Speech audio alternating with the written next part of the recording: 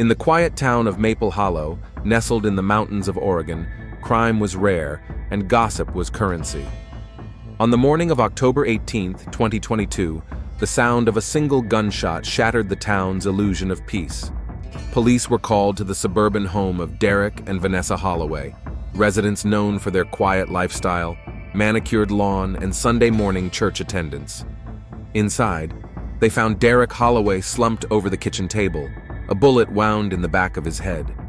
His wife, Vanessa, stood nearby, her face pale but expression calm. "I had to," she said quietly, lowering the small revolver she still held in her trembling hand. "They were going to take him from me." Vanessa Holloway was arrested on the spot and charged with second-degree murder. She didn't resist. She didn't cry. When asked who they were, she said only, "You'll see, it's all there." She motioned to a leather-bound notebook on the counter, filled with neatly handwritten entries. Detectives began digging. The Holloways had been married for 12 years. Derek was a respected high school biology teacher. Vanessa had recently left her job at the local library, citing stress. No history of domestic violence, no prior arrests, no obvious signs of financial or emotional instability. But within the pages of Vanessa's journal, investigators found something deeply disturbing: a record of paranoia, jealousy, and psychological deterioration. Derek Holloway, a well-liked high school teacher, was found shot dead at his kitchen table. His wife, Vanessa Holloway, calmly confessed to the murder, claiming, "They were going to take him from me." She was arrested on the spot. Investigators discovered a leather-bound journal in the kitchen, which Vanessa pointed to before being taken away. There were no signs of previous domestic conflict, and the Holloways had appeared stable from the outside. But Vanessa's journal hinted at something darker: paranoia, fear, and a mental spiral no one around them had seen coming. Story. Detective Marla Crane sat across from Vanessa in the small, gray interrogation room of the Maple Hollow Police Department. Vanessa's hands were cuffed loosely, resting on the metal table. Her demeanor hadn't shifted since her arrest. She was quiet, composed, almost detached. "I know what I did," she said, "but you have to understand, it wasn't murder. It was protection. Derek didn't see what I saw." "What exactly did you see, Vanessa?" "They were following us, leaving messages, watching him." She leaned forward. "He thought it was just stress, but I knew better." Meanwhile, Detective Greg Shore began reading through Vanessa's journal. The entries started off ordinary: errands, chores, memories from their wedding day. But by April 2022, the tone changed. She wrote about someone named C. Messages left on the doorstep, flowers on her windshield, phone calls with no one on the line. May 5th entry. "He says it's nothing, but I know it's her. She's back, and she's going to take him." The next several pages were obsessive, repetitive. Vanessa wrote over and over again about someone trying to take Derek away. C was never fully named, but implied to be a woman Derek had once known. "She knows how to manipulate him," Vanessa wrote. "She's done it before."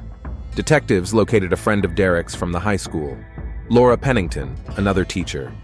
She mentioned that Derek had reconnected with an old college friend earlier that year, a woman named Clarissa Devine. They'd exchanged messages and even met up for coffee once in June. Vanessa hadn't taken it well. "She showed up at the school one afternoon, just watching," Laura said. "Didn't say anything, just stood outside Derek's classroom window. He told me she'd been acting off, really paranoid." The pieces began shifting into place, but the line between delusion and motive remained blurred. Detective Crane tracked down Clarissa Devine 3 days after the murder. She lived in Portland, about 2 hours from Maple Hollow. A marketing executive in her early 40s, Clarissa was calm and cooperative during questioning. "Yes, Derek and I met for coffee in June. It was just once," she said. "We were close in college. Reconnecting after years felt harmless. We talked about teaching, his students, his life in Maple Hollow. Nothing romantic." When asked about Vanessa, her expression changed. "He told me she was uneasy. He said she'd been going through something, that she didn't like surprises anymore, or change." Clarissa handed over their brief email exchange, cordial, innocent. The tone was friendly, even distant. No late-night calls, no flirtation, just two old acquaintances catching up, but Vanessa had interpreted it differently. The deeper detectives dove into Vanessa's journal, the more obsessive the language became. One entry dated July 3rd stood out. She thinks she can just slip back in. Just like that. Like I don't see her. Like I'm invisible. But Derek is mine. I built this life. She can't take him. The journal wasn't just a diary. It was a surveillance log. Vanessa recorded Derek's routines, phone calls, body language. She noted every sigh, every moment he arrived home later than expected. Another layer began to unfold when Crane subpoenaed Vanessa's medical history. Records from 3 years earlier revealed she'd been diagnosed with generalized anxiety disorder and placed on a mild antidepressant. But she'd stopped treatment 6 months ago, roughly when her writings began to spiral. The couple's former marriage counselor, Dr. June Everly, was contacted. She hadn't seen the Holloways in over a year, but confirmed Vanessa had a history of extreme emotional dependency. She described Derek as her entire purpose, Dr. Everly said.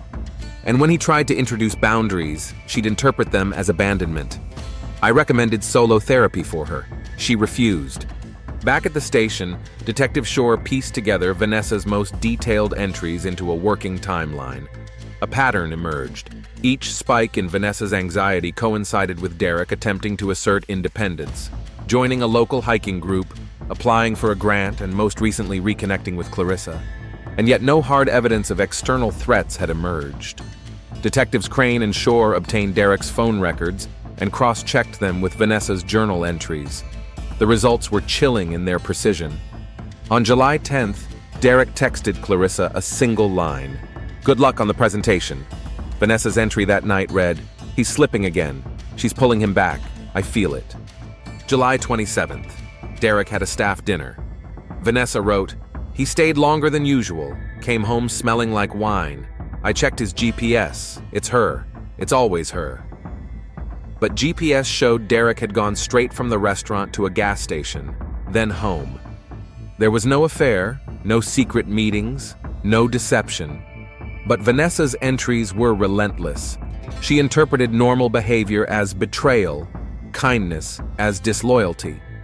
Vanessa's phone records, however, revealed a different concern. She had called Clarissa 3 times in August, all went unanswered.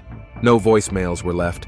Clarissa never reported the calls, assuming them to be spam. But on August 21st, Vanessa sent a text from a prepaid number. "Leave him alone. He is not yours. If you try again, I will end this." It was enough to confirm a direct threat.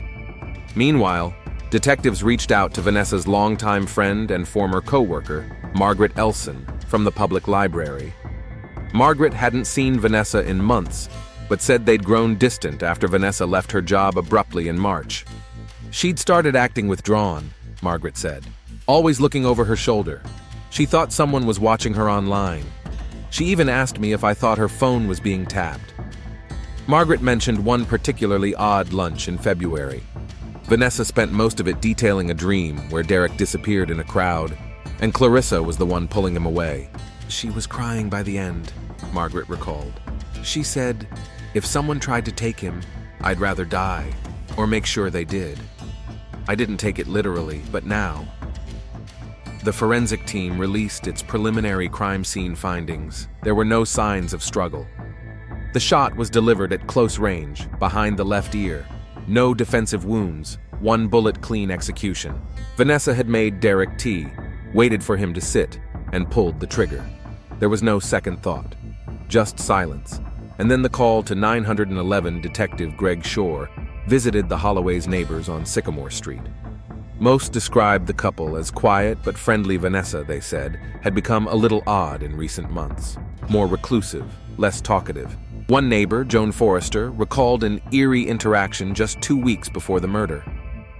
"She was standing on her porch, middle of the night," Joan said, "just staring at the street. I asked if she was okay. She said, 'I'm watching for her.' I didn't know what she meant." Another neighbor, Terrence Wilcox, mentioned hearing what sounded like an argument a few nights before the shooting. "I couldn't hear what they were saying," he said, "but I remember hearing something crash. Then silence. No yelling.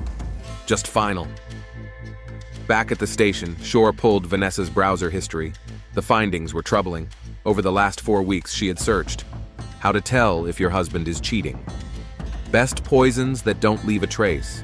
Where to buy unregistered firearms. Can delusions feel like reality? How to make someone stay in love with you. She had also bookmarked a local gun enthusiast forum and visited it multiple times. But there was no gun purchase under her name. That led to another question. Where had the weapon come from? Detectives traced the revolver's serial number. It was registered to Derek's late father, a former police officer who had passed away 4 years earlier. The firearm had legally transferred to Derek, but had remained locked away in their bedroom safe until Vanessa used it. Detective Crane interviewed Derek's hiking group acquaintances. One man, Corey Alston, shared a sobering detail. Derek had mentioned that Vanessa was struggling mentally, but he didn't want to push her. He said she got upset when he talked about boundaries. The last thing he said to me about her was, "She needs help, but if I push, I might break her." This fear of upsetting Vanessa may have kept Derek from seeking intervention. Even when she spiraled, he protected her. Even when she became a danger to herself or to him, he stayed. Crane quietly added a note to her file. Emotional entrapment disguised as devotion. The psychological profile was beginning to take shape. Dr. Kenton Morales, a forensic psychologist with 2 decades of courtroom experience, was brought in to evaluate Vanessa Holloway. After 3 interviews at the county detention center, he submitted a preliminary assessment. Delusional jealousy coupled with untreated generalized anxiety and depressive features. But he stopped short of diagnosing psychosis. She was aware of her actions, Dr. Morales wrote. She did not believe her husband was a danger to her. She believed others were a danger to their relationship. Her motive was not fear, but control. In his report, he noted Vanessa showed signs of dependent personality traits, an overwhelming need to be cared for, difficulty being alone, and fear of abandonment. She described herself as half a person, without Derek. "Everything I am was built around him," Vanessa said during her 3rd session. "When I saw it slipping, it wasn't just him I was losing, it was me." Meanwhile, Detective Crane met with Derek's sister, Melanie Holloway. She arrived from Seattle the day after the murder, visibly shaken.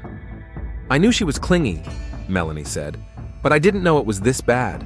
Derek would brush it off. He said, 'It's just Vanessa being Vanessa.'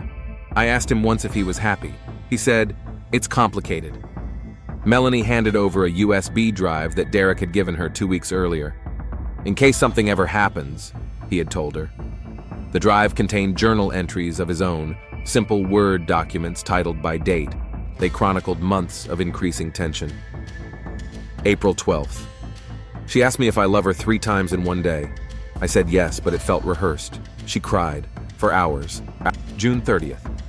"I tried to bring up counseling again. She told me I had someone else. I didn't. I just wanted space." October 10th.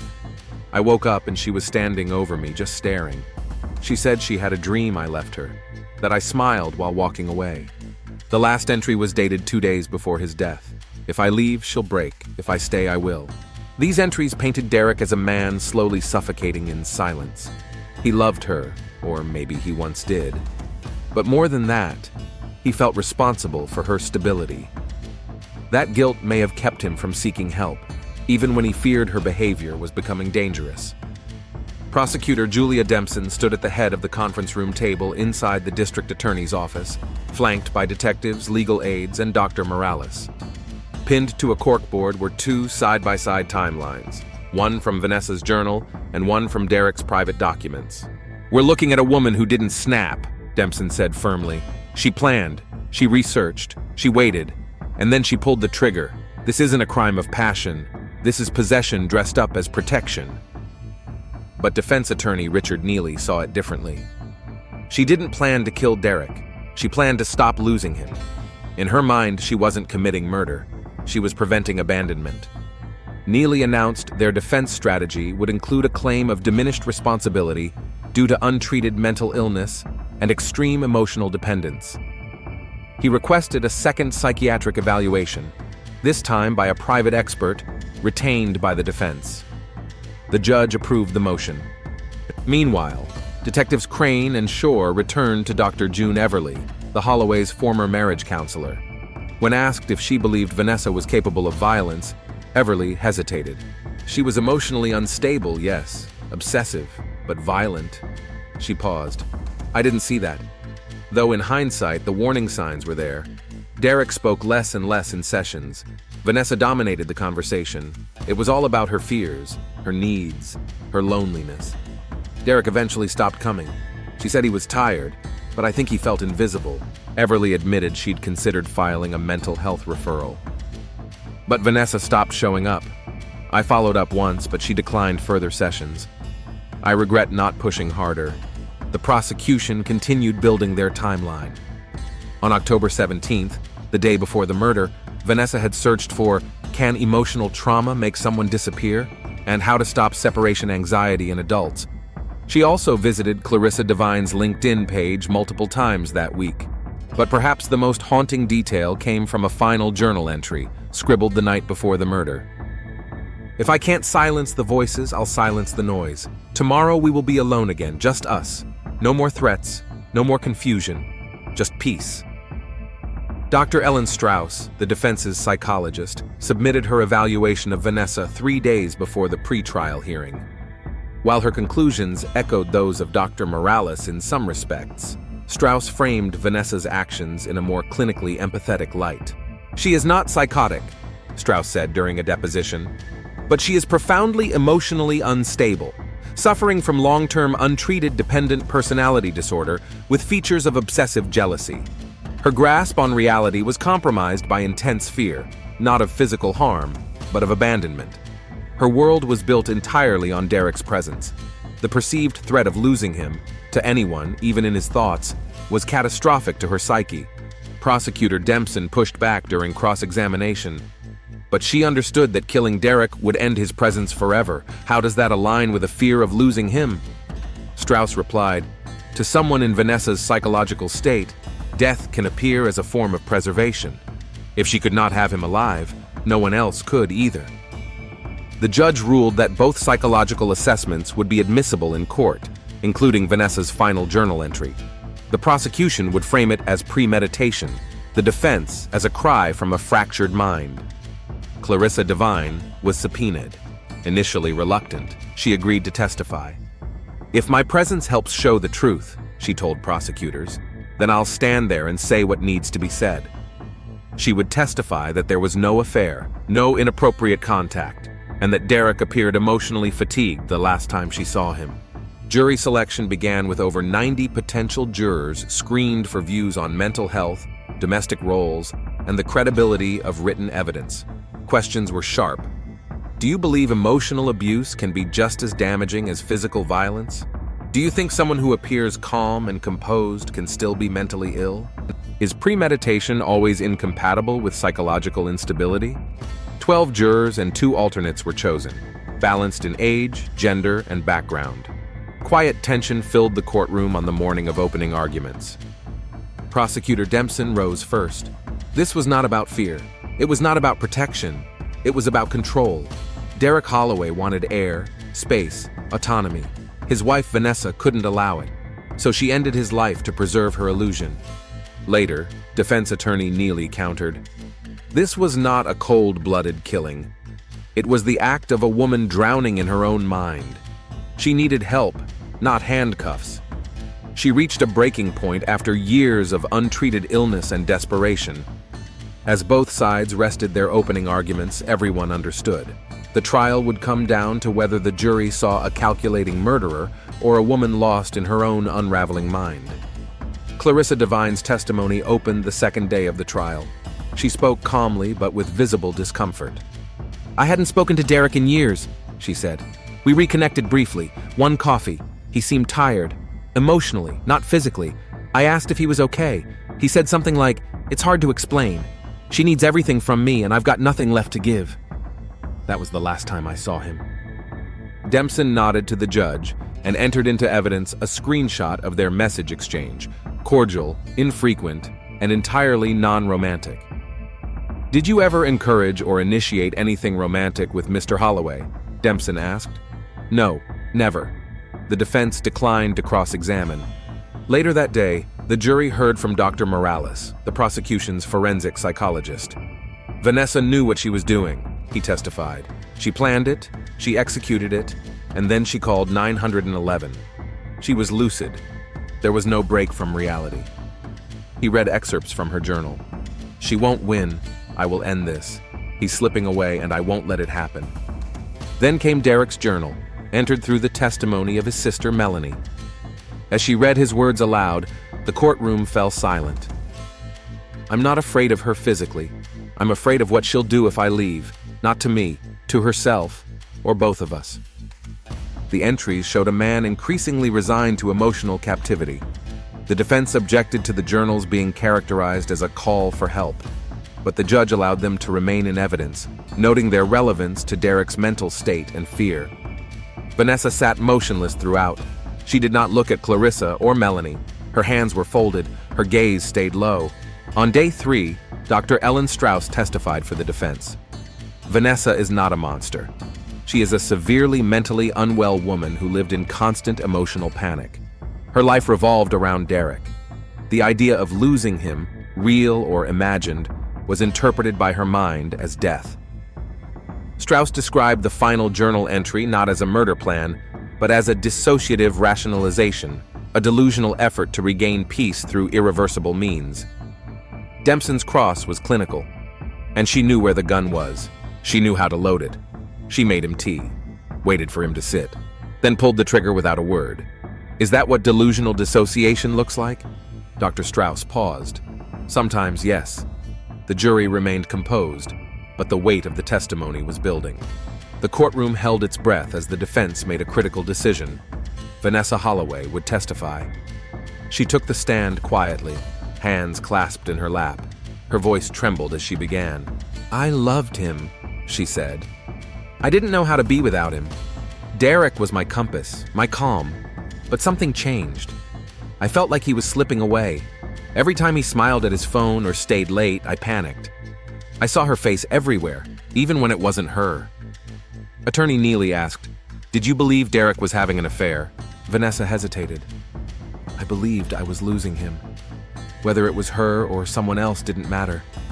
I just knew he wasn't mine anymore." "And what happened the day of the shooting?" "I made him tea. He sat down. I was shaking. I wanted to talk.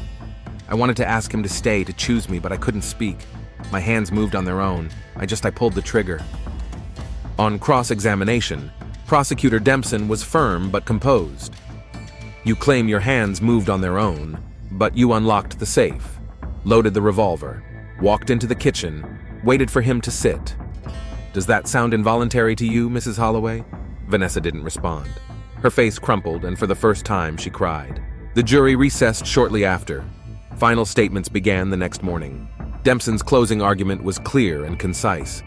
Vanessa Holloway did not act out of confusion. She acted out of control. She executed a man who trusted her. She used his love as a leash. When that leash frayed, she pulled the trigger. "This is not tragedy. It is choice," defense attorney Neely countered, appealing to the jury's empathy. "This is not a woman who wanted to kill. This is a woman who lost herself, untreated and unrecognized. She didn't plan a murder. She unraveled. What she did was terrible, but the person behind it was broken, not cruel." The judge issued careful instructions, reminding jurors to weigh the intent, mental health claims, and the definition of diminished responsibility under state law. They deliberated for 2 days. On the afternoon of the second day, the verdict came in. Guilty, second-degree murder. Not premeditated, but intentional. Not insane, but mentally impaired. 15 years to life, with eligibility for parole after 12. Vanessa showed no reaction as the verdict was read. She nodded, whispered, "Thank you," to her attorney, and was led from the courtroom. Derek's sister, Melanie, sat quietly in the front row. She later told reporters, "I'm not sure what justice looks like in cases like this, but I hope she gets the help she refused to get when Derek begged her to." A year has passed since the sentencing. Vanessa Holloway now resides at the Evergreen Women's Correctional Facility. She spends most of her time in the library, sorting returned books and attending therapy twice a week.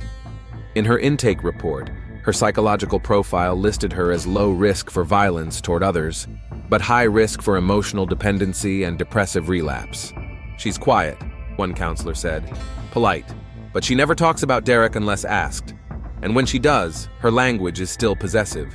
She says things like, "He was mine," or "They were trying to steal what we built."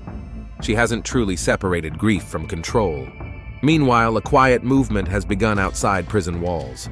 Melanie Holloway, Derek's sister, now works with a nonprofit that advocates for emotional abuse survivors, men and women who are trapped in relationships where the wounds aren't visible but no less dangerous. "We don't talk enough about men in emotionally abusive relationships," she said during a public talk at a local college. There were no bruises on Derek's body, but there were thousands of cuts to his spirit, and the last one killed him. The trial recordings and evidence, including the journals, were recently approved for limited educational release in college-level criminology courses. The case is now studied as an example of covert possessive dynamics, where control is exerted emotionally rather than physically. Clarissa Devine returned to Portland. She still receives occasional messages from strangers, some supportive, others accusing her of having played a role. She avoids media but gave a single interview. "What I regret most is not seeing it," she said, not understanding that he was trying to say goodbye when he wasn't allowed to say it aloud. Vanessa's appeal was filed 6 months after her conviction. It was denied. The judge reaffirmed the original verdict, writing, "Mental health is a factor, not an excuse. The law cannot ignore suffering, but neither can it ignore harm." In an audio recording shared by her therapist, Vanessa reads from a new journal. Her voice is soft, uncertain. "I used to think he was the only thing keeping me together. I thought losing him would be the end of me. I didn't understand that I was the end of him." For some, these words sound like progress. For others, they come too late. Evergreen's Chapel was nearly empty when Vanessa sat down across from prison therapist Dr. Simone Rule for her biannual review. She looked older, not physically, but as if the weight of silence had settled deeper into her shoulders. A long pause passed before either spoke. "You haven't written in your journal for several weeks," Dr. Rule said gently. Vanessa nodded. "It feels pointless sometimes. I write it and it just sits there." "And do you think about Derek?" "Every day. I talk to him at night." Her voice cracked slightly. "But I don't think he answers anymore." Dr. Rule made a note. Over the past year, Vanessa had cycled through periods of insight and relapse, sometimes naming her actions as a break, other times calling them the only choice I had left. In one session, she said, "I wasn't trying to hurt him. I was trying to protect what we had." In another, "Maybe I just couldn't stand being second to reality anymore." Meanwhile, Melanie Holloway's foundation, Echo Safe, continued to gain traction. It now offered online support groups for men in emotionally manipulative relationships. A documentary, The Invisible Grip, aired on public television, chronicling Derek's story through court transcripts, expert interviews, and passages from his journal. "He was silent for so long," Melanie said in the closing segment. "But he wrote everything down, and now people are reading, listening. That's how we keep him alive." The film won a regional journalism award and stirred both compassion and controversy. Viewers debated whether Vanessa had been more victim than villain, whether prison was justice or just containment. One letter to the editor read, "I don't excuse her, but I recognize her. We don't treat loneliness like illness until it becomes lethal." The parole board reviewed Vanessa's initial file, but deferred early consideration until year 5, citing insufficient rehabilitation progress. Dr. Rule's report noted, "Insight is emerging, but remains intellectual rather than emotional. There is acknowledgement of harm, but not yet full empathy for the victim as separate from the self." In the prison library, Vanessa now leads a reading group. Ironically, one of the books she chose for discussion was Wuthering Heights. Another inmate asked her why. "Because it's about love that becomes a ghost," she said, "and how no one walks away from that alive." It was raining the morning Dr. Rule submitted her updated report to the parole board. Her findings were cautiously optimistic. Vanessa Holloway demonstrates increased awareness of the emotional harm inflicted on the victim. she wrote. She has stopped referring to Derek as mine and has begun acknowledging the violence in her possessiveness. She still struggles to fully externalize his personhood beyond her emotional framework, but the shift from denial to grief has begun. In group therapy, Vanessa had recently spoken aloud for the first time about the morning of the murder. Not with rationalizations, but with tears. I thought if I could freeze that moment, stop time, I'd keep him. But I didn't stop time. I ended it. Inmates said Vanessa had become more real over the past year, less composed, less distant. One described her as softening. Another said, "She talks about him now like he was a whole person, not just her anchor." Meanwhile, EchoSafe reported a notable policy breakthrough. In collaboration with the Oregon State Department of Justice, the group helped implement a pilot program that trains family court judges and social workers to identify emotional control patterns in both genders. The program is named after Derek. Melanie Holloway delivered a speech at the announcement ceremony. "I used to think the saddest thing about Derek's story was how he died. Now I think it's that he lived for so long, feeling like he couldn't leave." Journalists covering the story noted that while the legal system had punished Vanessa, it had yet to fully adapt to cases like hers, where psychological fragility and emotional violence collide. A law review article titled, "Between Insanity and Intention," cited the Holloway case as a landmark moment in emotional abuse jurisprudence. Back at Evergreen, Vanessa wrote a letter to Melanie. It was the first direct communication since the trial. "Melanie, I don't expect forgiveness. I wouldn't know how to accept it if you gave it, but I want you to know. I'm starting to see what he felt. The quiet pain, the walking on eggshells, the exhaustion. I loved him wrong, and I think he knew. I'm sorry, not because I was caught, not because I'm in here. I'm sorry because I took a good man and made him small so he'd fit in the space where I was drowning." That's not love, that's fear. Vanessa Melanie has not replied. The hearing room was quiet, clinical in its formality. Vanessa, now 46, wore prison-issued beige and sat across from the parole board with her hands resting flat on the table.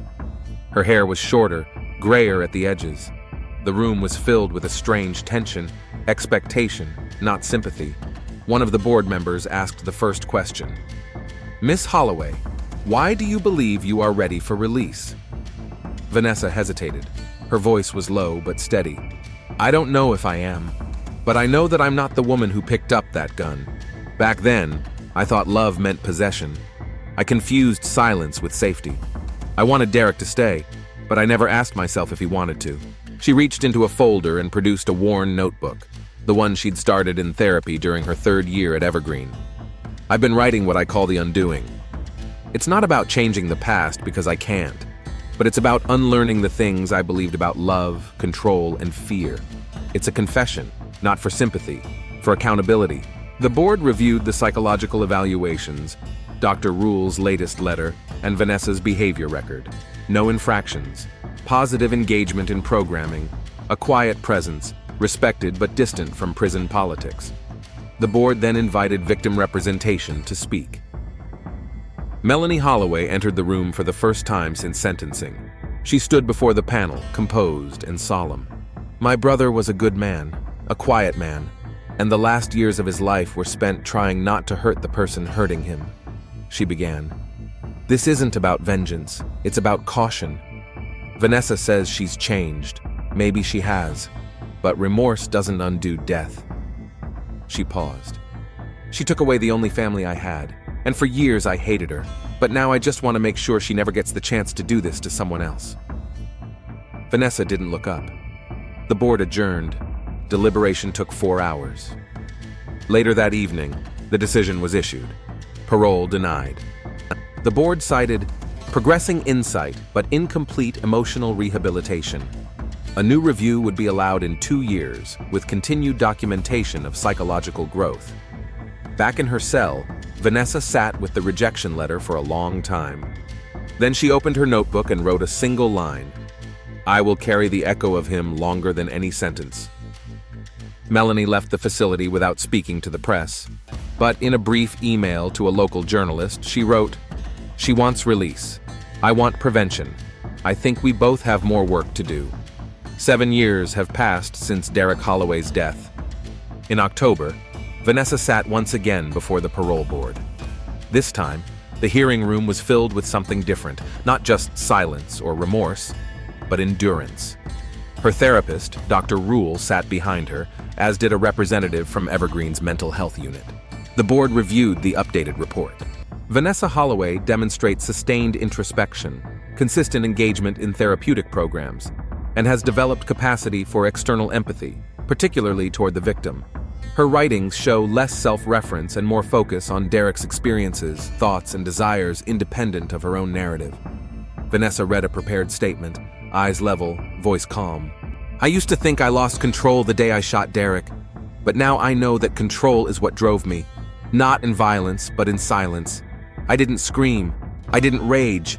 I tightened around him with quiet, with need, and I mistook that suffocation for love." She paused. "He was a good man, and I took from him the thing he never had enough of, freedom." For the first time, Melanie Holloway chose not to attend. Instead, she submitted a letter. "I've said what I needed to say.